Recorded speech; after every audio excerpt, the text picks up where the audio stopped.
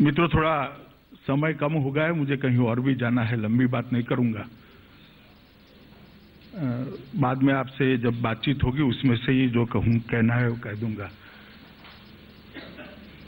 मगर मैं आज जब 2-3 दिन के बाद भारतीय जनता पार्टी की मोदी सरकार का 1 साल समाप्त होगा, उसके पहले आज तक के माध्यम से आज तक के सारे दर्शकों से बात कर रहा हूं। उस वक्त मैं 1 साल और 6 महीने पहले थोड़ा वापिस ले जाना चाहता हूं दर्शकों को।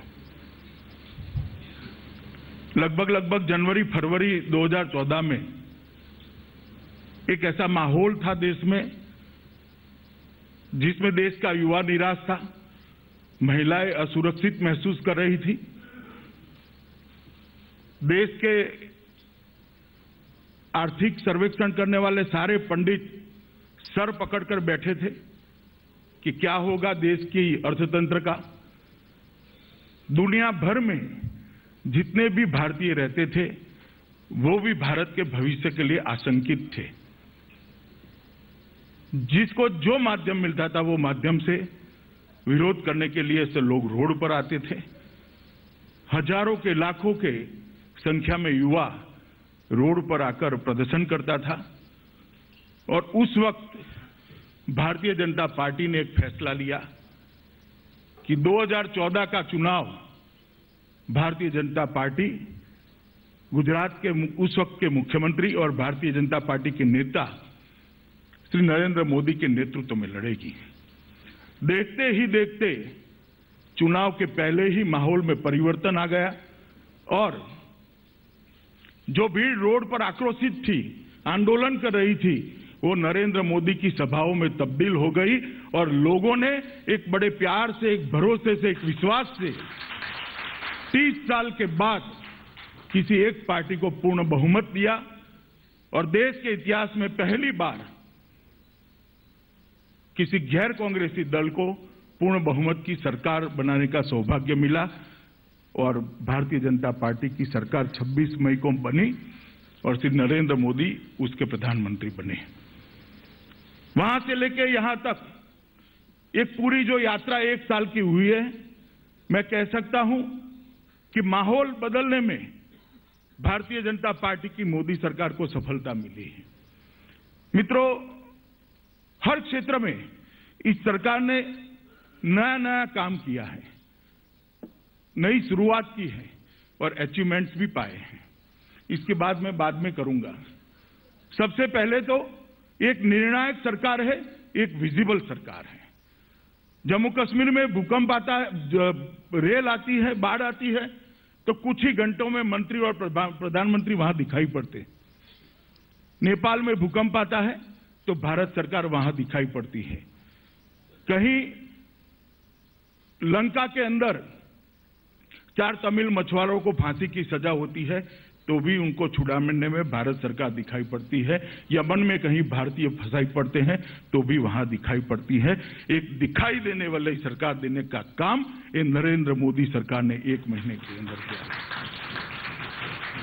बहुत प्रसिद्ध वाक्य था कि सरकार को पॉलिसी पैरालिसिस हो गया है, उसमें से सरकार बाहर आई है।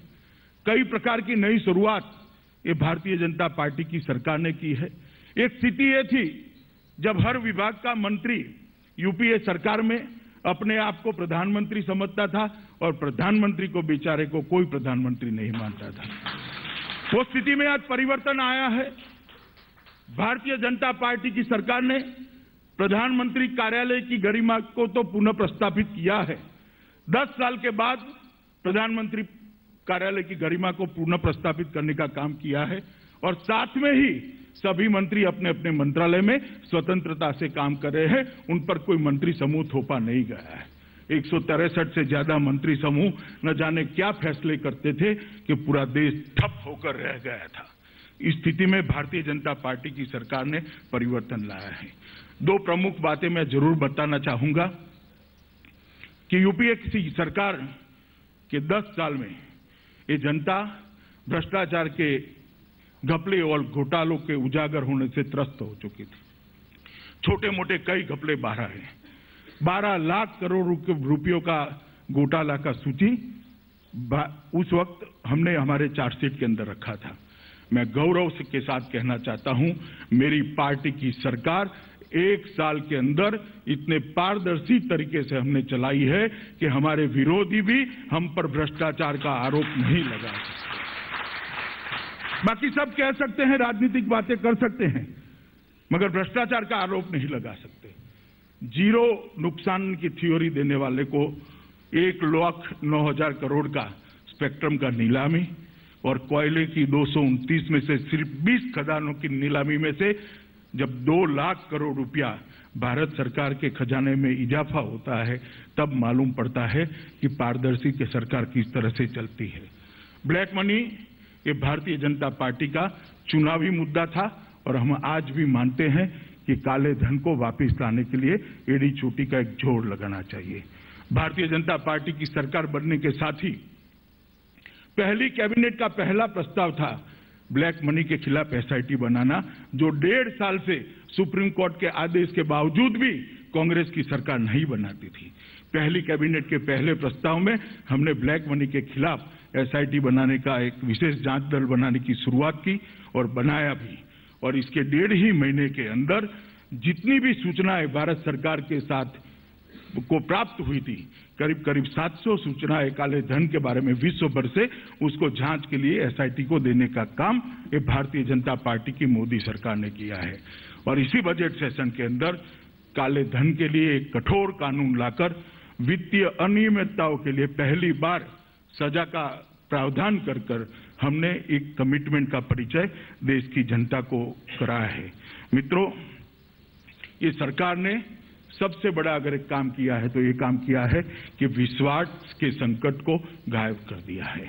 आज जनता को सरकार पर भरोसा है, अपने कैबिनेट को प्रधानमंत्री पर भरोसा है और ब्यूरोक्रेसी को कैबिनेट पर भरोसा है। मैं मानता हूं कि विश्वास के संकट से दूर होकर ये जो 1 साल गया है, इसने कई सारी नई शुरुआतें की है। और एक और बात मैं बताना चाहता हूं कि फेडरल स्ट्रक्चर सालों से 68 सालों से जब से संविधान बना, हमारे संघीय ढांचे पर कई प्रकार के भाषण हुए, मगर साथ अर्थ में फेडरल स्ट्रक्चर को मजबूत करने के लिए भारतीय जनता पार्टी की सरकार ने, नरेंद्र मोदी सरकार ने जो काम किया है वो किसी ने नहीं किया है। पहली बार योजना आयोग को भंग कर जब नीति आयोग बनाया गया तो पॉलिसी बनाने के समय ही, नीतियों को बनाने के समय ही, योजनाओं को बनाने के समय ही राज्यों की भागीदारी सुनिश्चित कर राज्यों को एक अपनी बात रखने का एक संवैधानिक फोरम देने का काम भारतीय जनता पार्टी की सरकार ने किया है। जब कोयला की और खनिजों की खदानों की नीलामी का फैसला हुआ तब कोई मजबूरी नहीं थी, हम भी पहले की तरह सिर्फ रॉयल्टी देकर आगे बढ़ सकते थे, मगर हमने निर्णय किया कि अगर राज्य मजबूत है तभी केंद्र मजबूत रहेगा। इसलिए कोयला और खनिजों की नीलामी से जितना भी पैसा आएगा, सारा का सारा पैसा जिस राज्य में खदान है उसी राज्य को दे दिया जाएगा। मैं मानता हूं इतना सारा पैसा राज्यों को भेजने का कभी काम नहीं हुआ। 14th फाइनेंस कमीशन ने जो सिफारिशें की वो कई तरह से अप्रत्याशित सिफारिशें थी। आजादी के बाद अब तक कभी भी 14th फाइनेंस कमीशन ने जो रिपोर्ट दिया, ऐसा रिपोर्ट नहीं आया। राज्यों का लाभांश 10% तक बढ़ाना ये पहली बार रिपोर्ट में आया है। कई रास्ते थे, पार्शियल स्वीकृति भी हो सकती थी, पुनर्विचार के लिए भी भेज सकते थे, मगर भारतीय जनता पार्टी की मोदी सरकार ने तय किया कि 14th फाइनेंस कमीशन को इन टोटो हम स्वीकार करेंगे और राज्यों का लाभांश 32% से बढ़ाकर 42% करने का काम ये भारतीय जनता पार्टी ने, कई प्रकार से हमने फेडरल स्ट्रक्चर को ताकत देने का काम किया है। एक नई टीम इंडिया की कल्पना प्रधानमंत्री नरेंद्र मोदी ने लोगों के सामने रखी है कि प्रधानमंत्री, उनका मंत्रिमंडल और देश के सारे मुख्यमंत्री इरिस्पेक्टिव ऑफ पार्टी ये बनकर एक टीम इंडिया होता है और वो सब अगर साथ में काम करते हैं तो ही देश का विकास होता है। मित्रों, आर्थिक विकास के सारे पैरामीटर्स के अंदर काफी सुधार हुआ है। मैं अगर सवाल आएंगे तो करूंगा। गरीबी उन्मूलन के लिए जन धन योजना और अभी जो 2 बीमा का सुरक्षा चक्र भारत सरकार की ओर से दिया गया है, मैं मानता हूं कि 68 साल की आजादी के बाद इस देश के 60 करोड़ लोग ऐसे थे जिनका अर्थतंत्र के साथ कोई जुड़ाव ही नहीं था, क्योंकि उनके पास कोई बैंक अकाउंट ही नहीं था। भारतीय जनता पार्टी की सरकार ने 12 महीने के अंदर 14 करोड़ परिवारों को बैंक अकाउंट देकर विकास को उनके घर तक पहुंचाने का एक रास्ता प्रशस्त कर दिया है। और उसी अकाउंट के माध्यम से सिर्फ 12 रुपये में, महीने के 1 रुपये में 2 लाख का एक्सीडेंट बीमा और हर रोज के 1 रुपये में 300 रुपये में एक लाइफ इंश्योरेंस का कवरेज 2 लाख का, ये देने का काम भारतीय जनता पार्टी की निष्ठ सरकार ने किया है। रोजगारी के लिए भी काफी काम हुआ है। मेक इन इंडिया और स्किल इंडिया दोनों को इकट्ठा करें तो आने वाले दिनों में रोजगारी के क्षेत्र में बहुत बड़ी बढ़त देश में दिखने वाली है। इंफ्रास्ट्रक्चर और बिजली के बारे में भी काफी काम हुआ है। एग्रीकल्चर में भी काफी काम हुआ है। अभी शायद संजय भाई बता कर ही गए हैं। मैं इतना ही कह सकता हूं कि दुनिया में भारत का सम्मान बढ़ाने का काम भारतीय जनता पार्टी की सरकार ने किया है। पहले ऐसी तुलना ठीक नहीं है, मगर मैं जरूर करना चाहूंगा। थोड़ा बहुत अगर औचित्य का भंग होता है तो भी करना चाहूंगा। पहले जब प्रधानमंत्री देश के विदेश जाते थे किसी को मालूम नहीं पड़ता था। आज प्रधानमंत्री विदेश जाते हैं तो पूरी दुनिया सम्मान करती है। वो सम्मान भारत के 125 करोड़ जनता का सम्मान है। पूरी दुनिया आज भारत को एक बिग प्लेयर के रूप में सम्मान देने का काम कर रही है। एक साल में इतने सारे पहलुओं पर परिवर्तन हुआ है। कई सारी बातें हैं, मगर जैसे पहले मैंने बताया कि समय की मर्यादा है, बाद में संवाद का समय नहीं रहेगा। अगर आपने ठीक से पूछा तो सारी बातें मेरे जवाब में ही आ जाएगी। इसलिए मैं अब वाजपेयी जी के साथ बैठने जा रहा हूं।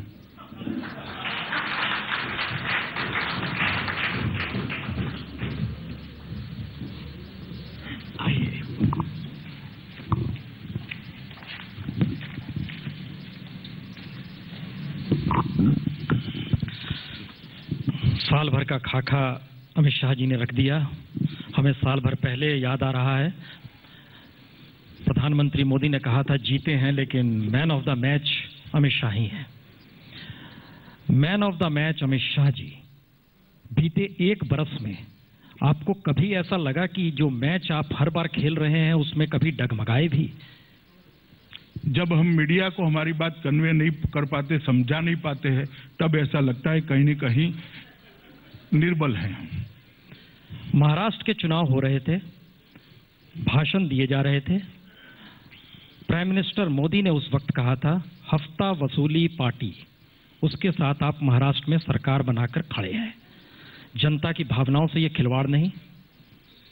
ना, ऐसा नहीं है। शिवसेना के साथ हमारा गठबंधन बहुत पुराना है। जब चुनाव में आरोप प्रत्यारोप होते हैं, इसको सिद्धांतों के साथ नहीं जोड़ना चाहिए। शिवसेना हमारी बहुत पुरानी सहयोगी पार्टी है और महाराष्ट्र में भी हम लड़ते थे, मगर उस वक्त भी मोदी जी ने कहा था कि हम ना बाला साहब ठाकरे के खिलाफ कुछ बोलेंगे ना शिवसेना के खिलाफ बोलेंगे। जम्मू कश्मीर बाप बेटी की सरकार, अलगाववादियों के साथ की सरकार, इन्हें वोट ना दिया जाए, लेकिन सरकार में आप दोनों मिलकर साथ चला रहे हैं। सिद्धांतों के साथ समझौता है या मैंडेट की मजबूरी थी? जनता ने एक प्रकार का मैंडेट दिया है और मैं मानता हूं कि इस मैंडेट ने ही 2 अलग अलग ध्रुव पर खड़े हुए, सैद्धांतिक रूप से 2 अलग अलग ध्रुव पर खड़े हुए दोनों पार्टियों को इकट्ठा लाए हैं। मुझे भरोसा है कि ये सरकार जो बनी है वो कश्मीर की समस्या के समाधान के दिशा में बहुत अच्छा काम करेगी। और अब तक जो सरकार चली है, इसके भरोसे से मैं कह सकता हूं पुण्य प्रसून जी की सरकार अच्छा काम करेगी। इसमें कहीं पर सिद्धांतों का समझौता नहीं। क्या ये संकेत है कि आने वाले वक्त में मैंडेट अगर जनता कुछ बिहार में ऐसा दे दे, यूपी में कुछ ऐसा दे दे, बंगाल में कुछ ऐसा दे दे, तो जिनके खिलाफ आप आज बोल रहे हैं कल उनके साथ खड़े होंगे? मालूम नहीं आप कहां से रिपोर्ट लाते हैं, मगर बिहार के अंदर कोई मैंडेट, कंफ्यूज मैंडेट आने का सवाल ही नहीं है। बिहार में पूर्ण रूप से, पूर्ण बहुमत के साथ भारतीय जनता पार्टी की सरकार होने जा रही है। हमें ये याद आ रहा है महाराष्ट्र के चुनाव के समय भी आपने ऐसा ही भाषण दिया था। ये भी याद आ रहा है जम्मू कश्मीर में भी आपने ठीक यही बात कही थी। ठीक है, जम्मू कश्मीर और महाराष्ट्र दोनों में हम अकेले पहली बार लड़ रहे थे। बिहार के अंदर हमारा संगठन का आधार है, हमने सरकार वहां पर चलाई है एक हिस्सेदार के नाते, और जब तक भारतीय जनता पार्टी सरकार में थी विकास भी हुआ, जंगल राज भी नहीं दिखाई पड़ता था। और जब से भारतीय जनता पार्टी सरकार से बाहर निकली है विकास भी ठप पड़ गया है और जंगल राज भी दिखाई पड़ता है। बिहार की जनता ठीक से जान गई है कि विकास किसके कारण होता था और जंगल राज से मुक्ति किसके कारण मिलती थी। दोनों चीजों का जवाब भारतीय जनता पार्टी में ही है। तो क्या ये आप मान रहे हैं कि मैंडेट के लिए विचारधारा छोड़ी जा सकती है? क्योंकि जनसंघ और आरएसएस 370 को लेकर जिस तरीके से उनकी शिराओं में दौड़ती थी ये बात, आपने जम्मू कश्मीर को लेकर उसे पलट दिया। मैं थोड़ा आपको पीछे ले जाना चाहूंगा, शायद आपको मालूम है मगर आप बोलना नहीं चाहते। एनडीए की सरकार बनी तब भी कॉमन मिनिमम प्रोग्राम में 370 नहीं था। ना 370 जम्मू कश्मीर की सरकार हटा सकती है। 370 तभी हट सकता है जब 2/3 बहुमत पार्लियामेंट में हो। तो आप ये कह रहे हैं कि जब केंद्र में सरकार बनी उस समय जो मंत्री ने कह दिया 370 का जिक्र कर दिया, तो क्या इस बात के वो संकेत थे? 370 का जिक्र तो मैं आज भी करता हूं कि हम भारतीय जनता पार्टी मानती है कि धारा 370 नहीं होनी चाहिए, मगर वो जम्मू कश्मीर की सरकार नहीं हटा सकती। इस एक बरस के दौर में आपको कभी ऐसा लगा कि सरकार जिस दिशा में जा रही है और बीजेपी उस दिशा में सरकार के पीछे खड़ी है, या बीजेपी को ऑर्गेनाइजेशनली जिस दिशा में आपको ले जाना है सरकार को उस दिशा में पॉलिसी बनानी है? देखिए, सरकार और संगठन दोनों का काम अलग है। सरकार के मैनिफेस्टो के आधार पर अच्छा काम कर रही है, हर पैरामीटर्स में अच्छा काम कर रही है। मैंने पहले भी बताया, गरीबी उन्मूलन के लिए, रोजगारी के लिए, कृषि के लिए और आर्थिक पैरामीटर सारे के सारे सुधरे हैं। और संगठन को जो करना चाहता है वो करता है। और पुण्य प्रसून वाजपेयी जी, मैं आपको बताऊं कि सरकार के अच्छे कामों का ही नतीजा है कि जब भारतीय जनता पार्टी के कार्यकर्ता एक परिश्रम कर लोगों के बीच में गया तो जिस पार्टी को 17 करोड़ वोट मिले थे वो पार्टी 11 करोड़ सदस्य बनाने में सफल हुई और संसार का सबसे बड़ा राजनीतिक दल बनी। क्या ये माना जाए कि सबसे ज्यादा पार्टी के सदस्य बनाने के बाद आप ये मानकर चल रहे हैं कि जब ज्यादा संख्या में मेंबर्स बन जाते हैं तो वो आपके हक में हो जाते हैं? देखिए, मेरा काम पार्टी के संगठन का विस्तार करना है। और जो शुभेच्छक हमारे सदस्य बने हैं उनका हम संपर्क अभियान शुरू किए हैं। हर सदस्य तक का हम संपर्क करते हैं, उसको पार्टी के इतिहास से अवगत कराते हैं। 2051 से लेकर 2015 तक का पार्टी का इतिहास उसको बताते हैं, पार्टी के सिद्धांत भी बताते हैं, उसका परिचय उससे लेते हैं। और उसके बाद में 15 लाख लोगों का ट्रेनिंग प्रोग्राम भी पार्टी ने डिजाइन किया है। और वो शुभेच्छक को कार्यकर्ता में परिवर्तित करने की एक पूरी प्रक्रिया है। पुण्य प्रसून जी, वो आपको तभी मालूम पड़ सकती है जब आप भारतीय जनता पार्टी के सदस्य बनते हैं।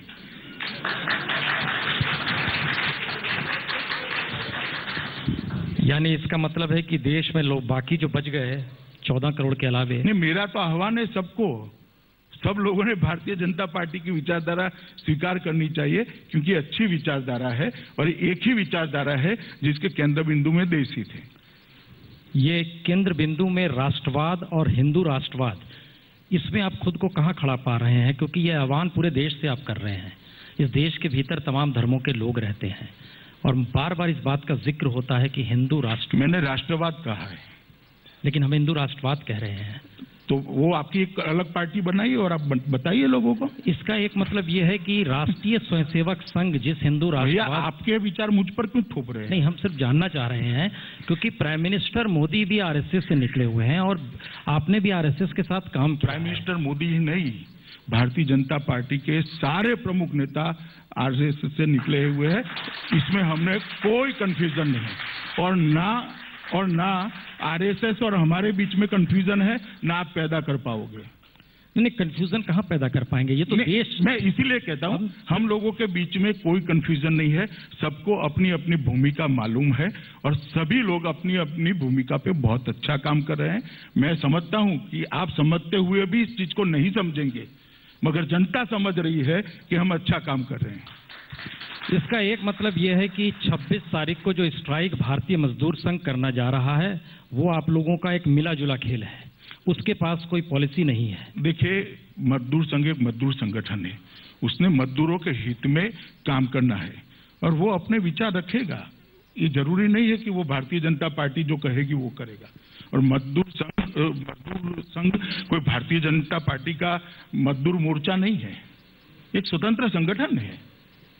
वो अपने विचारों के लिए लोगों के सामने अपने विचार रख सकता है और वो क्या इंटुक भी रख सकते हैं, कम्युनिस्ट भी रखते हैं, सबके विचारों का स्वागत है।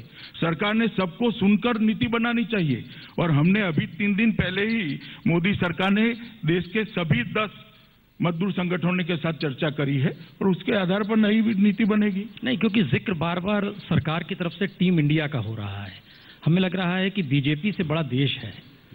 ये तो मानेंगे ना आप कि देश को बीजेपी में शामिल कर लिया जाए? टीम इंडिया की कल्पना ही वही है कि अन्य राज्यों के मुख्यमंत्री ही टीम इंडिया के मेंबर है। तो क्या ये माना जाए कि जो टीम इंडिया के मेंबर्स हैं, अगर उनके भीतर विरोध है तो उनको सहमति बनाने के लिए उन्हें बीजेपी का सदस्य बनाया जाए? विरोध तब तक होता है जब तक वो चुनकर मुख्यमंत्री नहीं बनते, चुनाव होता है। चुनने के बाद मुख्यमंत्री सिर्फ अपनी पार्टी का मुख्यमंत्री नहीं होता है, पूरे राज्य का होता है और प्रधानमंत्री अपनी पार्टी का प्रधानमंत्री नहीं होता है, पूरे देश का प्रधानमंत्री होते हैं।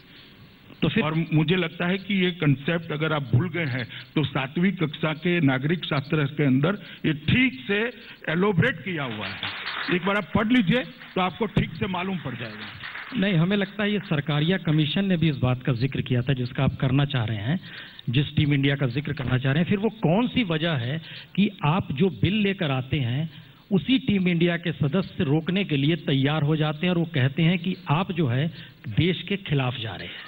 देखिए, टीम इंडिया का मतलब ये नहीं है कि हर पार्टी अपनी अपनी राजनीतिक विचारधारा लुप्त कर दे Bharatiya Janata party. Team India का मतलब है कि विकास के मुद्दे पर सब एक समान प्लेटफॉर्म पर आकर देश के विकास को गति दे। और किसी भी बिल पर अगर किसी राजनीतिक पार्टी को अलग सोच रखनी है तो पार्लियामेंट में रख ही सकता है और रखते भी है, उसमें मैं कोई बुराई नहीं देख रहा। तो आप ये कह रहे हैं कि जो लोग विरोध कर रहे हैं भूमि अधिग्रहण बिल का और वो कह रहे हैं कि किसान विरोधी मोदी सरकार है, वो गलत कह रहे हैं या उनका नजरिया अलग है? हम ऐसा मानते हैं कि ये बिल किसान विरोधी नहीं है, इससे किसानों का फायदा होने वाला है और हम ये बात जो बिल के साथ में नहीं है उनको भी समझाने का प्रयास कर रहे हैं। तो फिर ये सेलेक्ट कमेटी के पास जो भेज दिया गया, ये काम तो पहले दिन भी हो सकता था, इतनी लंबी बहस क्यों की गई? मगर वाजपेयी जी, मुझे एक बात बताइए, यहाँ बैठकर आप पार्लियामेंट क्यों चला रहे हैं? क्योंकि सरकार का सदन ने तय करना है कि सिलेक्ट कमेटी में भेजना या नहीं भेजना। आप अभी तो मेंबर पार्लियामेंट बने नहीं है, ना आपके पास भैया मताधिकार है। अब सदन उसको कमेटी के पास भेजना चाहता है तो उसमें आपको क्या आपत्ति है? इसलिए क्योंकि इस देश के भीतर जितनी बड़ी तादाद में किसान हैं और जो पॉलिसी बन रही है और जिस मेक इन इंडिया का जिक्र हो रहा है, ये सवाल बार बार उठ रहा है कि हाशिए पर जो इस देश का तबका है, 70 करोड़ लोग जो हैं, उनको लेकर क्या मैसेज दिया जा रहा है? क्योंकि आप एक तरफ कहते हैं, राहुल गांधी दूसरी तरफ कहते हैं, कम्युनिस्ट पार्टी किसी तीसरी दिशा में चली जाती है। देखिए, सबने अपनी अपनी बातें जनता के सामने रख दी है, जनता को फैसला करने दीजिए। हम मानते हैं कि ये बिल ठीक है, अन्य पार्टियों को नहीं लगता ये बिल ठीक नहीं है, तो जनता निर्णय करेगी जब उचित समय आएगा। नहीं तो उचित समय का मतलब फिर चुनाव है? स्वाभाविक रूप से, तो हर रोज चुनाव कराएंगे आप। इसका मतलब है कि चुनाव एक ऐसा मंत्र है आखिरी इस देश के भीतर में जो जीत जाए, क्योंकि आप लोकसभा में 281 सीटों के साथ हैं सर, राज्यसभा में लेकिन वो पास नहीं हो पाता है। भैया, बिल पास कराना हमारा काम है, आप थोड़ा धैर्य रखे, हो जाएगा। नहीं, लेकिन देश के नागरिक हम भी हैं सर। हाँ, तो इसलिए देश के नागरिक के तौर पे कोई आपसे अगर ये सवाल करे कि आप जिस दिशा में जा रहे हैं और राजनीतिक सहमति नहीं बन रही है, तो ये टीम इंडिया क्यों है? ये तो अलग अलग टीम है। अभी भी आप समझ नहीं रहे हैं। कोई भी इश्यू पर अलग विचार रखना, इससे टीम इंडिया बिखर जाती है, ऐसा नहीं है। पहले एक बात समझ लीजिए, केंद्र राज्य के साथ दुर्व्यवहार न करे, केंद्र राज्य के अधिकारों को कटौती न करे और राज्य और केंद्र दोनों संघीय ढांचे के हिसाब से काम करते हुए देश का विकास करे, वो टीम इंडिया की कल्पना है। टीम इंडिया की कल्पना ऐसी नहीं है कि एक ही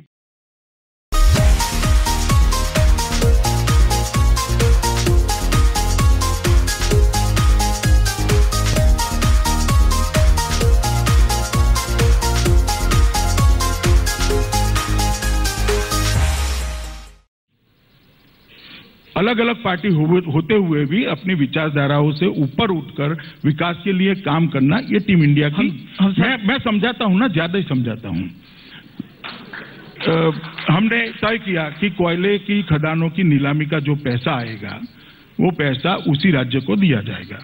ज्यादातर खदानें पूर्व में है, हमारी सबसे कम सरकारें पूर्व में है। फिर भी हमने निर्णय किया कि हमारी विरोधी सरकारें होते हुए भी, विरोधी पक्ष की सरकार होते हुए भी ये पैसे पर उनका अधिकार है, उनको देना, ये टीम इंडिया है। अब समझ में आया? अभी समझाओ आगे। आपकी सरकार दिल्ली में है, यानी केंद्र में है, आपकी सरकार हरियाणा में है, आपकी सरकार मध्य प्रदेश में है, आपकी सरकार राजस्थान में है, आपकी सरकार गुजरात में है, आपकी सरकार महाराष्ट्र में है। कुल 28 परियोजनाएं इन जगहों पर जमीन न मिलने की वजह से लटकी हुई है। दिल्ली से मुंबई तक का इंडस्ट्रियल कॉरिडोर लटका हुआ है। सरकारें आपकी, कौन सी वजह है कि आप अपनी ही सरकारों में एक ऐसी आइडियल स्थिति क्रिएट नहीं कर पा रहे हैं जिससे किसानों से भूमि अधिग्रहण बिल के कारण ही अटका हुआ है। और ये सरकार में आप ठीक से शायद स्टडी करे बगैर आए, 1 साल का पहले ठप पड़ी हुई योजनाओं का प्रतिशत 14% था। एनडीए की सरकार ने उसी 14% को 1 साल में ही 6% तक नीचे लाने का काम किया है। जो 14% यूपीए की सरकार में बना था, उसको हमने 6% तक नीचे लाया है। अमित जी, वो यूपीए का जिक्र जब आप करते हैं आप बच जाते हैं। नहीं, यूपीए उसने तो इतने गड्ढे कर दिए, मान लीजिए। नहीं, यूपीए का जिक्र मैं नहीं करता भैया। 14% से सुधार कर 6 पर लाए हैं, मैं मेरी जिक्र कर रहा हूं। हमें जो विरासत में मिला था उसमें मैं क्यों 14% था उसकी बात नहीं कर रहा। मुझे जो विरासत में मिला वो आंकड़ा मैं कह रहा हूं कि 14% था, उसको हम घटाकर 6% कर लिया। जो उपलब्धियां गिनाई गई, अभी आप बता भी रहे थे, उसमें काले धन का जिक्र, आपको इस बात का कोई अफसोस है कि आपने एक बार राजनीतिक जुमला कह दिया था 15 लाख आपके खातों में आएंगे? मैंने ऐसा नहीं कहा था। आप भी आज भी पूरी फुटेज निकाल कर रखिए। एंकर ने ऐसा सवाल किया था कि अब तक क्यों चेक नहीं पहुंचा। मैंने बोला भैया चेक किसी को नहीं पहुंचता है। मोदी जी का एक कहने का तात्पर्य ये था कि ये जो सारे काला धन आएगा वो इस देश के गरीबों के लिए उपयोग में आएगा और काला धन इतनी मात्रा में है कि 15 लाख रुपया पर गरीब के हिस्से आ सकता है। हिस्से मतलब विकास के लिए, चेक नहीं जा सकता, वो आपको भी मालूम है। तो क्या आपको लगता है कि ऐसी स्थिति देश में कभी आएगी कि वाकई आ जाएगा? अब हमने कानून बनाया है, आप थोड़ा समय राह देखिए। 60 साल तक तो इसकी कोई व्यवस्था 68 साल तक हुई नहीं थी। 1 साल में हमने शुरुआत की है। मैं मानता हूं जनता ने धैर्य रखना चाहिए। भारतीय जनता पार्टी का कमिटमेंट है कि एक एक पाई काले धन की भारत में वापस लाना और यहां से एक पाई आगे न जा पाए, इसके लिए सुनिश्चितता करना। तो आपकी बात को आप ही के पार्टी के सुब्रमण्यम स्वामी क्यों नहीं समझ पाते हैं? चलिए हम समझा लेंगे सुब्रमण्यम स्वामी, हमारी पार्टी का मामला है भैया, समझा लेंगे। नहीं सर, ये देश का मामला है। वो भी कहीं आप सुब्रमण्यम स्वामी कहते हैं मेरी पार्टी का सर कठोर है। नहीं, ब्लैक मनी नहीं होने देगा, लेकिन लाने का प्रोविजन नहीं है इसमें। लाने का भी प्रोविजन है। आप थोड़ा समय रात देखिए, आ जाएगा है बात पे जी। ओके। चुनाव के वक्त इस बात को लेकर बहुत आक्रोश में आप लोग रहते थे कि पाकिस्तान की तरफ से जो स्थिति बनती है उसमें मनमोहन सरकार तो सर झुका लेती है और नारे लगते थे, क्या वाकई सर हमारे काटे जाएंगे, हम सर झुकाए रहेंगे? ये इमोशनल डायलॉग्स थे या वाकई हकीकत है? आप लोग इसको लेकर बेचैनी महसूस करते हैं? क्योंकि इस पार उस पर जब सब जगह नारे लगाए जा रहे हैं पाकिस्तान के हक में। हो गया जी। हमारा आक्रोश एक ही था कि उस ओर से गोलीबारी होती है और यहां से सफेद झंडे दिखाई पड़ते हैं। ये नहीं होना चाहिए। एक भी बार भारतीय जनता पार्टी की सरकार ने ऐसी गलती नहीं की है। वहां से गोली आई है तो यहां से गोला गया है और ईंट का जवाब पत्थर से दिया गया, और उसी का कारण है कि 3 महीने जम्मू कश्मीर के इलेक्शन के बाहर कर दीजिए, बाय एंड लार्ज शांति रही। मगर एनालिसिस अपने तरीके से ही करना है और तय किए हुए रास्ते पर करना है तो छुट्टी है, जनता फैसला करेगी और जनता सबके लिए एक ओपिनियन बनाती है, सिर्फ नेताओं के लिए नहीं बनाती। यकीनन राजनीति की साख रहे, मीडिया की साख रहे, तभी दोनों एक दूसरे से सवाल कर सकते हैं। इसीलिए तो मैं कह रहा हूं, इसीलिए हमारा सवाल यह है कि उस पार तो छोड़ दीजिए, इस पार नारे लगने लगे। भैया आज भी मैंने पूरे देश का भ्रमण किया है वाजपेयी जी, देश के हर राज्य में जाकर आया हूं और आज भी उतनी ही जोर से मैं कहता हूं कि वहां से गोली चलेगी तो यहां से उसका जवाब दिया जाएगा और लोग उतनी ही हर्ष के साथ इस बात को सुनते हैं। कहीं 1.001% भी उत्साह कम नहीं हुआ है। और उसी दिन नक्शे पर अरुणाचल और कश्मीर गायब कर देते हैं चीन। वो मीडिया ने किया था, मीडिया वहां शायद इसके कब्जे में अंकित अगर वहां भी नहीं लगता। सीसीटीवी सर उनका राष्ट्रीय वो है, जैसे हमारा दूरदर्शन है, और आपने समझौता कर लिया। वो ठीक है, मीडिया ने किया था, मगर ऐसे भी जमाने थे जब प्रधानमंत्री वहां होते थे और यहाँ 3 किलोमीटर अंदर आ जाते थे। इस बार ऐसी कोई हिमाकत किसी ने नहीं कर पाया है, क्योंकि ये भारतीय जनता पार्टी की नरेंद्र मोदी सरकार है। मेक इन इंडिया के जरिए 2 बात निकल कर आ रही है। एक तो हम लोग प्रोडक्शन खुद करेंगे और दूसरा देश के भीतर रोजगार आ जाएगा। प्रोडक्शन करने के लिए हमको विदेशी पूंजी चाहिए और विदेशी पूंजी इंटरनेशनली अगर आप एनालिसिस करेंगे तो पूंजी जब आती है तो सामने वाला कुछ ले जाने के लिए पूंजी लगाता है, आपको देने के लिए नहीं लाता है। क्या आप ये मानकर चल रहे हैं कि मेक इन इंडिया को लेकर जो थ्योरी आप रख रहे हैं उससे देश में रोजगार आएगा, प्रोडक्शन आएगा? हाँ जी, सिर्फ पूंजी नहीं आएगी, टेक्नोलॉजी भी आएगी और यहाँ उत्पादन होगा तो रोजगार भी आएगा और पूंजी 50% भारत की होगी और यहाँ से जब एक्सपोर्ट होगा तब रुपया भी आएगा। अभी तो पूरा का पूरा सबमरीन विदेश से आता है, यहाँ 50% तो बचेगा ना। नहीं, यकीनन समझ आता है या नहीं आता है, मैं समझाऊं अभी। नहीं, पहले समझिए ना। ये बिल्कुल सही है। पहले मेरी बात सुनिए। 9 सबमरीन परचेज करनी है, मुझे पहाड़ी की तरह आपको समझाना पड़ेगा। 9 सबमरीन अगर परचेज करनी है, सभी विदेश से आती है, मुनाफा भी जाता है, रोजगारी भी जाती है, 50% मुनाफा भी जाता है और 9 में से 3 विदेश से आती है, 6 यहाँ बनती है तो रोजगारी भी मिलती है, 50% में मुनाफा भी मिलता है, 50% मुनाफा विदेश जाएगा, उस पर टैक्स भी मिलता है। फिर भी पुण्य प्रसून वाजपेयी को हम समझा नहीं सकते कि इससे फायदा होता है। आपकी बात पे पूरा देश सहमत है कि बाहर से जब हम लेते हैं सामान वो कॉस्टली पड़ता है। हमारा सवाल कुछ और है, क्या 1 साल इतना पहले कह देते तो मैं इतना जोर से न बोलता भैया कि आप सहमत है। हम कह रहे हैं पूरा देश सहमत है इस बात तो आप नहीं है, पूरा देश सहमत है। जी जी। क्या ऐसी स्थिति में आपको 1 बरस के भीतर लगा है कि कोई देश टेक्नोलॉजी के साथ इस देश में आने वाला है?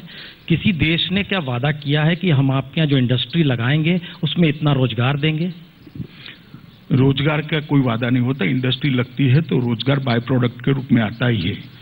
काफी लोगों ने इरादा जताया है टेक्नोलॉजी के साथ आने का, यहाँ पर प्रोडक्शन करने का। थोड़ा राह दीजिए पुण्य प्रसून वाजपेयी जी, आपको जमीन पर दिखाई पड़ेगा। हम इसलिए कह रहे हैं अमित शाह जी, आप पूरा देश घूमे हैं, हर प्रांत से वाकिफ रहे हैं और इस देश के भीतर का सच ये है कि जब से 91 के बाद से इकोनॉमिक रिफॉर्म इस देश में शुरू हुआ है, इस देश में किसानों की जमीन जो जानी शुरू हुई वो मजदूर में तब्दील होने लगे। जितनी इंडस्ट्री इस दौर में लगी वह उतने रोजगार नहीं दे पाई जो कि किसानों की जमीन से निकलकर रोजगार मिलता। ऐसी जेट के तहत जमीन ले ली गई, अलग अलग योजनाओं 40% वो भी खाली पड़ी है। सवाल सिर्फ इतना है कि हमारे पास कोई ब्लूप्रिंट है इस बात का कि इस देश के भीतर रोजगार एक बड़े संकट के तौर पर खड़ा हो रहा है और उसका कोई ब्लूप्रिंट हमारे पास है या हम ये सिर्फ उम्मीद लगाए बैठे हैं? कोई है क्या? हाँ जी है, मैं बताता हूँ आपको। जी, पहले जब यूपीए की सरकार थी तब WTO में एक एग्रीमेंट, मतलब एक मुद्दे पर डिस्कशन हुआ था और सैद्धांतिक स्वीकार कर यूपीए की सरकार आई थी कि इस देश के किसान को आप मिनिमम सपोर्ट प्राइस नहीं दे सकते हैं रिफॉर्म्स के नाम पर। मगर देश के किसानों के सौभाग्य से जब इसका इम्प्लीमेंटेशन का समय आया तब भारतीय जनता पार्टी की सरकार आई। हमने फर्म स्टैंड लिया कि हम ग्लोबल फाइनेंशियल डिसिप्लिन में रहना चाहते हैं, मगर देश के किसानों को हम मिनिमम सपोर्ट प्राइस दिए बगैर नहीं रह सकते। अगर WTO इसको ठीक नहीं मानता तो भी हम नहीं जुड़ेंगे। और आज वो पॉलिटिकल विल के कारण हम WTO में भी है और मिनिमम सपोर्ट प्राइस भी दे रहे हैं। ये हमारी प्रायोरिटी दिखाने के लिए एक बात। दूसरी बात, कृषि इसलिए आज फायदे का व्यापार नहीं है, कई कारण है, उसमें से एक प्रमुख कारण है कि कृषि पर निर्भर लोगों की संख्या कृषि की उत्पादकता से ज्यादा है। अगर कुछ लोगों को अन्य रोजगार देकर कृषि पर से निर्भर जो है उनको अन्य व्यवसायों में स्वरोजगार में अगर जोड़ देते हैं तो कृषि भी फायदे का व्यापार बन सकती है। दूसरी बात, तीसरी बात कि ये जो भूमि अधिग्रहण बिल है, वो भूमि अधिग्रहण बिल में 1 इंच जमीन भी बड़े औद्योगिक घराने को देने का प्रावधान नहीं है। केवल और केवल विकास के लिए भूमि ली जा रही है। और मैं आपको पूछना चाहता हूं, ये गांव में हम बिजली पहुंचाना चाहते हैं या नहीं चाहते हैं? गांव में हम शुद्ध पीने का पानी पहुंचाना चाहते हैं या नहीं चाहते? गांव में स्कूल बनाना है या नहीं बनाना है? गांव के अंदर अच्छे अस्पताल बनाने हैं या नहीं बनाने हैं? अगर बनाने हैं तो भूमि चाहिए, उसका उचित दाम लेकर किसान को भूमि देते हैं। उसी दाम से बाद में खरीद फरोख्त बंद नहीं हो जाती। उसी दाम से किसान भूमि और जगह पे खरीदता है, किसानी भी करता है, कुछ पैसा बचता भी है और रोजगारी जो उत्पन्न होती है उस पर से कृषि पर की निर्भरता भी कम होती है। इसका मतलब है आप कह रहे हैं जो जमीन आप लेने जा रहे हैं उस पे सरकार ही हॉस्पिटल बनाएगी, सरकार ही टोल टैक्स वसूलेगी, सरकार ही सारे काम करेगी, किसी कॉरपोरेट की कोई जरूरत नहीं पड़ेगी, कोई इंटरप्रेन्योरशिप नहीं होगा।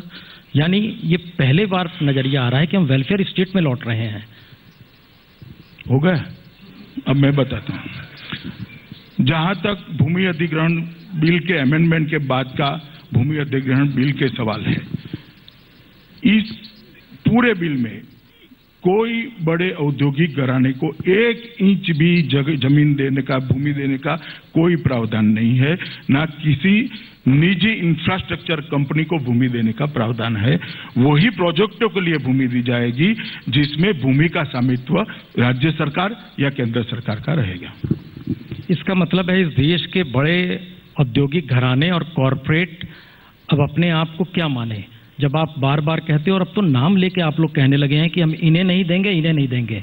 हमें ये बताइए कि इस देश में क्या कॉरपोरेट बिजनेस करने के लिए सरकार के साथ मिलकर आगे का विजन नहीं रख सकता है? अब आप कह रहे हैं कि हम नहीं देंगे और अब आप नाम लेकर करने लगे हैं आप लोग। नहीं, मैंने कोई नाम नहीं, आप नहीं, मैंने सरकार 1 साल में बहुत बार नाम, मैंने नाम नहीं दिया। दूसरी बात, कॉरपोरेट बड़े औद्योगिक कॉरपोरेट घराने को किसान के पास से भूमि परचेज करने में कोई नहीं रोक रहा। सरकार पहले की तरह उनको लेकर नहीं देगी जो 60 साल से कांग्रेस ने किया है। उद्योग लगाना है तो वो अपनी भूमि किसान से खरीद करेंगे, किसान अपना उचित दाम जो चाहिए वो लेगा उनसे, वो आमने सामने नेगोशिएशन करके ले लेंगे। सरकार कहां से आती है? इसका मतलब है जितने हाईवेज बन रहे हैं वहां पर अब टोल वसूली कौन सरकार करेगी? टोल वसूली जो करेगा, भूमि का स्वामित्व तो सरकार का रहेगा और हाईवे बनाने का उसका पैसा निकल जाएगा, कंपनी निकल जाएगी और सरकार हाईवे चलाएगी। जो गोडाउन्स बनेंगे, जो अलग अलग तरीके से किसानों के लिए आप लोग बनाने की, सारा सरकार बनाएगी, सारा सरकार करेगी। अब किसी भी तरीके से कोई इंडस्ट्रीज और कॉर्पोरेट्स की उसमें भागीदारी नहीं होगी। आप अभी भी समझ लीजिए, मैंने स्पष्ट कर दिया, आज भी अभी भी कर देता हूं कि भूमि अधिग्रहित शुद्ध रूप से जिसमें भूमि का स्वामित्व सरकार के नाम पे रहेगा, ऐसे प्रोजेक्टों के लिए ही करी जाएगी। ओके, हम मंच खोलें, लेकिन उससे पहले एक सवाल और जहन में सर ये आ रहा है, क्योंकि बीजेपी लगातार विरोध करती थी मनमोहन सरकार का कि उसके यहाँ जितने मंत्री हैं और खुद प्रधानमंत्री हैं ये चुनाव लड़के नहीं आए हैं। हम लिस्ट देख रहे थे कि मोदी गवर्नमेंट में कितने मिनिस्टर्स हैं जो वाकई बैकडोर एंट्री है, यानी जनता ने चुना नहीं उन्हें। बड़ी लंबी फहरिस्त है। तो उस समय विरोध कर रहे थे, अभी आप उनको ले आते हैं साथ में। नहीं, हमने विरोध हमेशा प्रधानमंत्री के लिए। नहीं, विरोध सर हुआ है सर, ऐसा मत कीजिए, पार्लियामेंट के भीतर की प्रोसीडिंग। मगर मैं भी तो यहीं रहता हूँ भैया, हम भी तो यही अमेरिका से आता हूँ सर, हम भी तो यही है ना। हमने विरोध हमेशा प्रधानमंत्री जी ने लोकसभा में आना चाहिए इस मुद्दे का ही किया है। राज्यसभा बनी तब से काफी लोग राज्यसभा के मेंबर बने हैं, मंत्रिमंडल में काफी लोग आए हैं, इसमें कभी किसी ने विरोध नहीं किया। भारतीय जनता पार्टी ने तो कम से कम नहीं किया।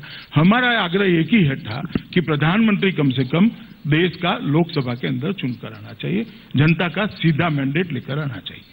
यानी दर्जन भर मंत्री राज्यसभा से कोई दिक्कत नहीं है। नहीं तो राज्यसभा से कोई मंत्री नहीं लेना। ये बार बार ये सवाल उठाया गया था, आप हमारी ओर से नहीं उठा गया। हम बीजेपी पुण्य प्रसून जी, आपकी भ्रांतियों को आप भाजपा पे मत डालिए। हमारी ओर से कभी नहीं, हमने सिर्फ और सिर्फ मनमोहन सिंह जी के लिए कहा था कि देश का प्रधानमंत्री लोकसभा में अगर सीधा लोगों के पास से मैंडेट लेकर आता है वो ज्यादा अच्छा होता है। सर, मई में सरकार आई, जून में प्राइम मिनिस्टर का भाषण था, उसमें उन्होंने जिक्र किया था जो भी दागी लोग हैं उन पे 1 साल के भीतर कार्रवाई हो और 2015 तक संसद लहलाने लगे और जो नहीं दागी हैं वो खुलकर सामने आए। लेकिन अब तो 1 साल होने को आ गया, स्थिति तो जस की तस है। ये बात के लिए हमने देखिए, जुडिशरी का खाका हमारे संविधान के अंदर शुद्ध रूप से सरकार के डायरेक्ट कंट्रोल के अंदर नहीं है। हम इंफ्रास्ट्रक्चर दे सकते हैं, स्पेशल कोर्ट बनाने का निर्णय सुप्रीम कोर्ट ने करना है। भारतीय जनता पार्टी की सरकार ने इच्छा भी जता ली है और सुप्रीम कोर्ट के पास दरखास्त भी है। जब सुप्रीम कोर्ट निर्णय करेगी अपने आप कोर्ट बन जाएगी। अगस्त में सुप्रीम कोर्ट ने कहा कम से कम इस देश में प्राइम मिनिस्टर और सीएम जो है वो तो अपनी कैबिनेट में दागी लोगों को ना रखे। मगर मैं कहता हूं ये कोर्ट ही बना दिया जाए कि जिससे कौन दागी है या नहीं है उसका जल्दी फैसला हो जाना चाहिए। उसमें सबने इनिशिएटिव लेना चाहिए। तो आपको लग रहा है कि विरोध हो रहा है? मैंने ऐसा नहीं कहा, मैंने इतना कहा हमने हमारा काम कर दिया है।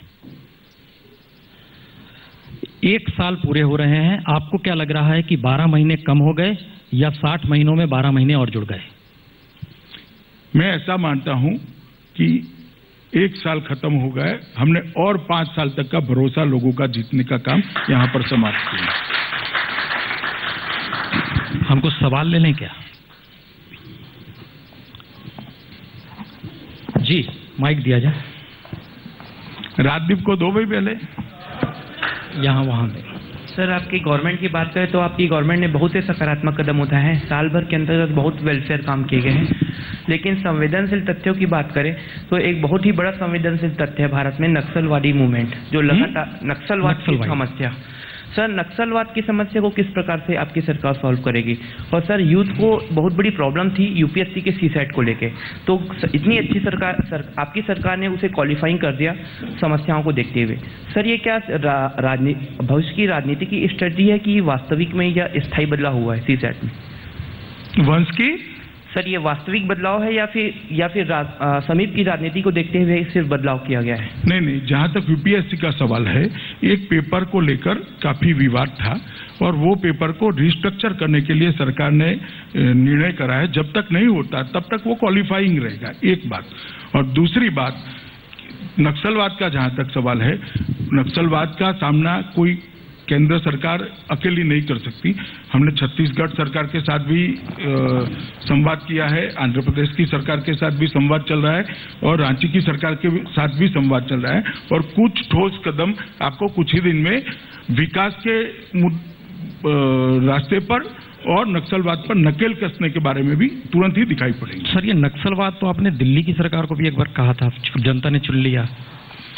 चलिए, अब दिल्ली की जनता को आज ही पूछ लीजिए। आप तो कुछ कहोगे नहीं। नहीं, हम कहेंगे, आप पूछिए तो। मगर दिल्ली की जनता को आज पूछ लीजिए क्या फील कर रहे हैं। जी सर, एक आपके विरोधी कहते हैं कि अहंकार बढ़ गया है और मार्केटिंग ज्यादा होती है, स्लोगन जैसे मेक इन इंडिया का जो स्लोगन है, लेकिन वास्तविकता कुछ और है। अहंकार और मार्केटिंग, ये एक इल्जाम आजकल आपके जो क्रिटिक्स है लगाते हैं। उसके साथ अरुण शौरी जो आपके पार्टी से जुड़े हुए, उन्होंने भी कहा कि प्लेट पर बहुत आवाजें आ रही है लेकिन प्लेट में है नहीं कुछ।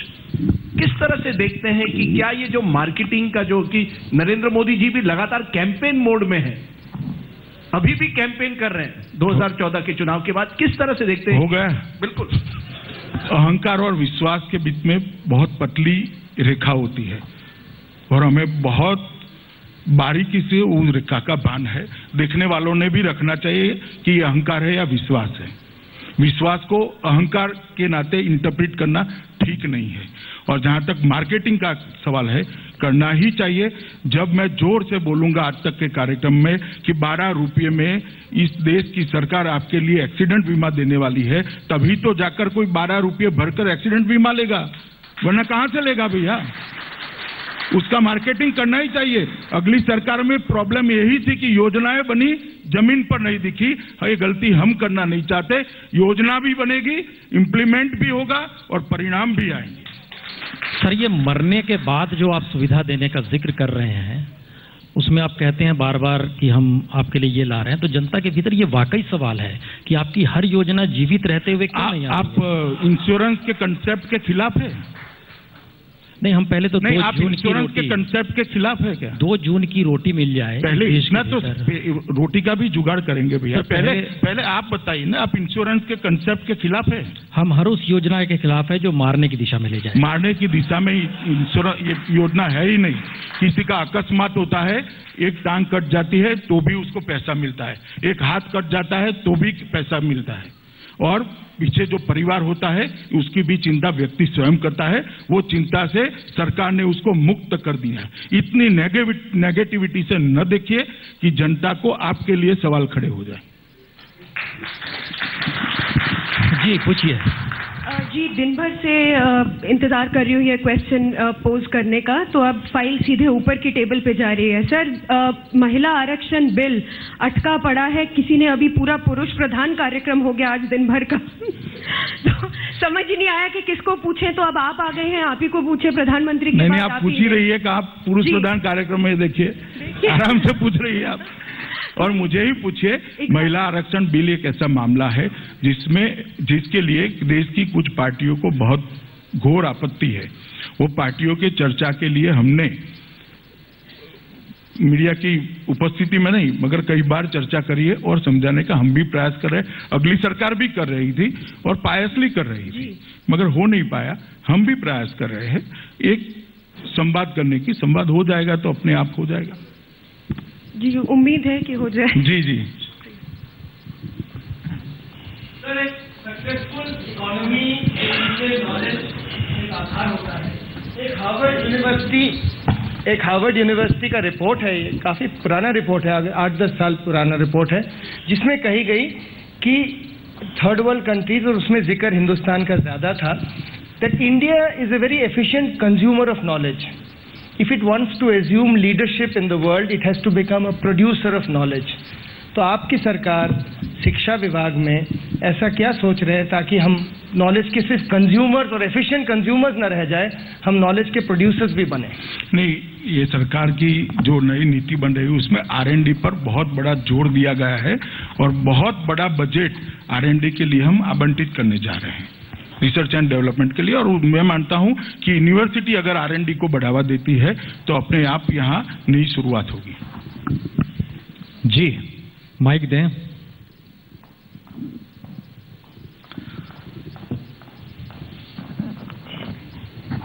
सर, सबसे पहले आपको और पूरे देशवासियों को बधाई। 1 साल पूरा होने पर एक नई ऊर्जा से सरकार बनी। माननीय प्रधानमंत्री जी ने महात्मा गांधी जी के जन्मदिन पर स्वच्छता अभियान की शुरुआत की और 1 महीने तक बड़े अच्छे तरीके से सारे सरकारी विभागों में, और हमने भी अपने आप को जो है सिविल सोसाइटी के लोगों ने अपने आप को झोंका।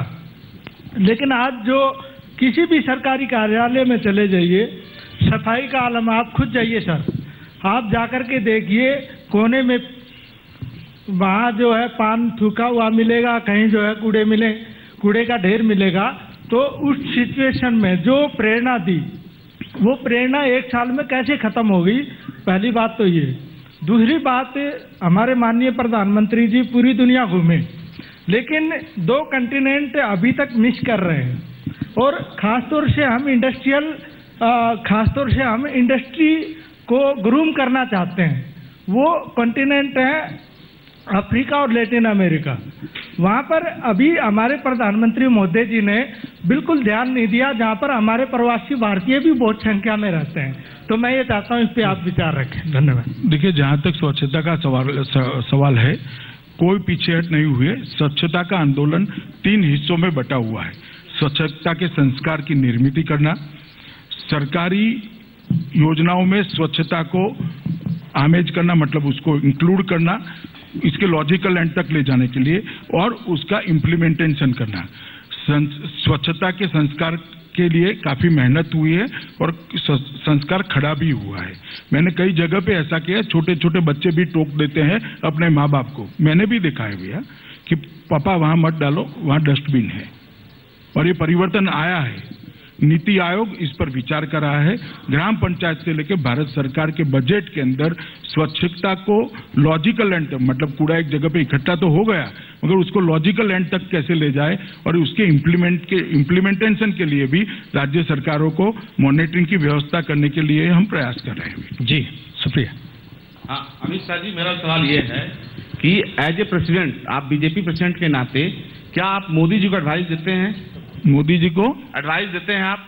क्या उनको आप सलाह देते हैं जब आप घूम कर आते हैं कि आपको ये करना चाहिए, नहीं करना चाहिए? और दूसरा सवाल उसी से जुड़ा हुआ है कि 1 साल पूरे होने पर आप अपनी सरकार को कितना नंबर देना चाहेंगे 10 में से?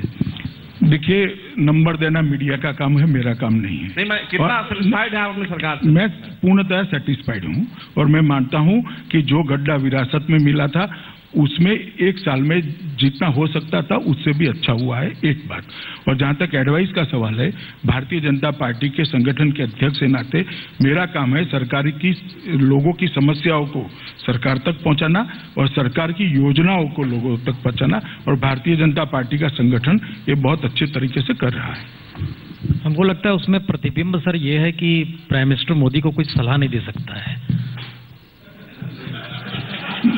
भैया, आप दे दीजिए ना, एक बार पत्र लिखकर ही दे दीजिए, कौन रोकता है? सारा देश लिखता है, आप भी लिख दीजिए।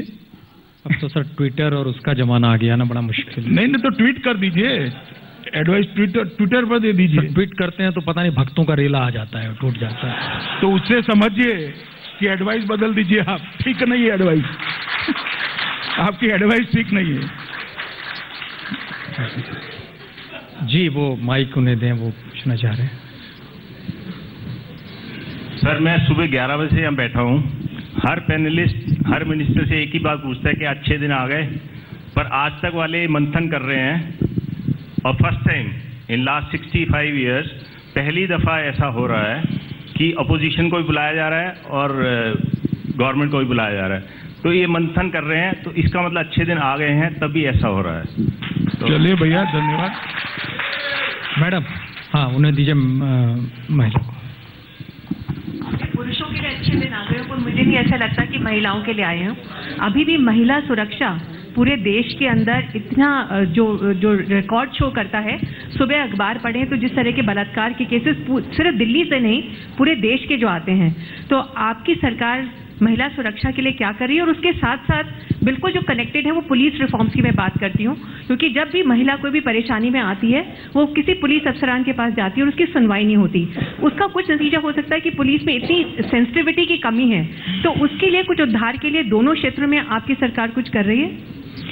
एक तो सरकार ने हिम्मत ऐप लॉन्च किया है दिल्ली में, और उसको सर्कुलर कर सभी राज्यों को भी भेज दिया गया कि, क्योंकि लॉ एंड ऑर्डर राज्य का मसला है, सभी राज्यों को भेज दिया है कि महिला सुरक्षा के लिए करें।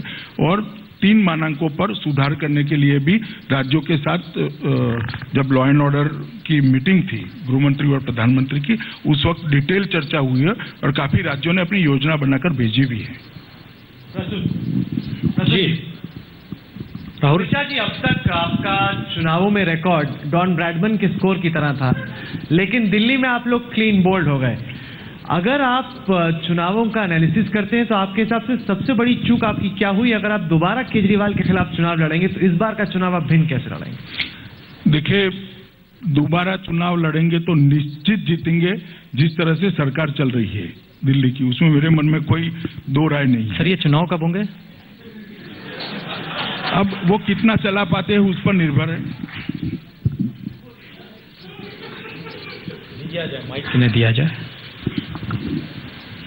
सर अभी बिहार में असेंबली इलेक्शन है सर, तो एक प्रॉब्लम आपके सामने बिहार का मैं रख रहा हूँ कि बिहार में माइग्रेशन का बहुत बड़ा समस्या है। और पिछले साल तक हम देखते थे, अभी भी देख रहे हैं, जबकि पिछले साल तक अगर देखते थे कि जो सबसे निचला तबका है वो जाके गुजरात में छोटा मोटा नौकरी कर रहा है। उसके बाद जो स्टूडेंट का तबका है वो चाहे तो साउथ इंडिया में इंजीनियरिंग के लिए जा रहा है, चाहे तो दिल्ली यूनिवर्सिटी में कहीं भी माइग्रेट होकर पढ़ने के लिए आ रहा है। और जो पढ़ने वाला तबका है, जो पढ़ चुका है, वो भी आईटी फर्म में या एमबीए करने के बाद कहीं जॉब करने के लिए बाहर ही जॉब तलाश कर रहा होता है। दुख का बात है सर कि इस साल भी बिहारी स्टूडेंट्स इधर उधर जाएंगे कहीं पढ़ने के लिए, कहीं अब नौकरी करने के लिए। क्या अगले साल तक माइग्रेशन की जो समस्या है बिहार का कुछ हद तक नियंत्रण होने की संभावना है? अगर है तो हमारे अच्छे दिन आ जाएंगे। जब हमारी संयुक्त सरकार थी तब माइग्रेशन अटका भी था और विकास दर 14% से ऊपर गई थी। अगर बिहार में भारतीय जनता पार्टी